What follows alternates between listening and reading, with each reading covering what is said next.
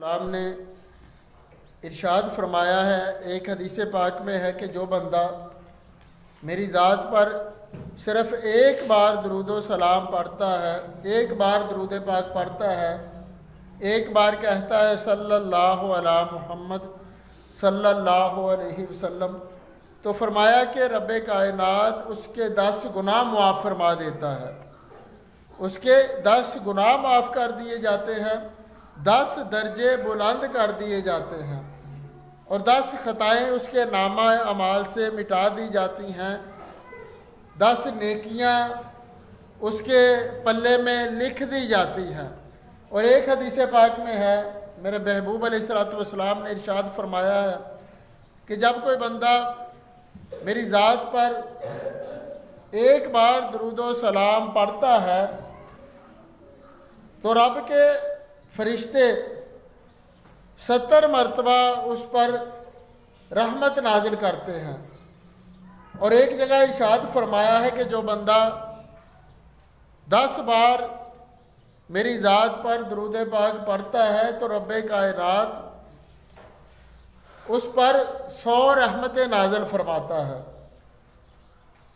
اور فرمایا کہ جو 100 مرتبہ میری ذات پر درود پاک پڑھتا ہے تو رب کائنات اس کی پیشانی پر، اس کے ماتھے پر لکھ دیتا ہے کہ یہ دوزخ کی آگ سے آزاد ہے، یہ منافقت سے بھی پاک ہے، اور کل قیامت والے دن شہیدوں کے ساتھ ہوگا۔ کہ 100 مرتبہ درود پاک اگر ہم پڑھیں تو ہمارے ماتھے پر مہر لگ جاتی ہے کہ یہ بندہ دوزخ میں نہیں جائے گا، اس کے دل میں منافقت بھی نہیں آئے گی، یہ کل قیامت والے دن جب اٹھے گا تو شہیدوں کے ساتھ اٹھے گا۔ میرے آقا علیہ السلام کی ذات پر درود و سلام کے نذرانے پیش کرنے والا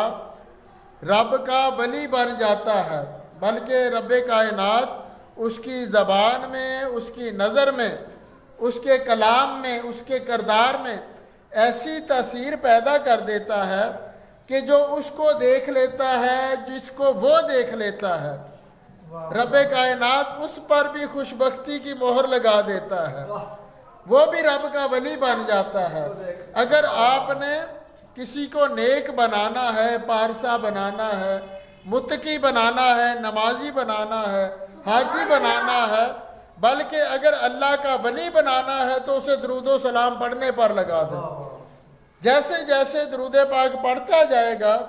اس کے دل میں میرے آقا علیہ السلام کی محبت پیدا ہوگی، تو جتنی محبت پیدا ہوگی اتنا ہی رب کا محبوب بندہ بن جائے گا۔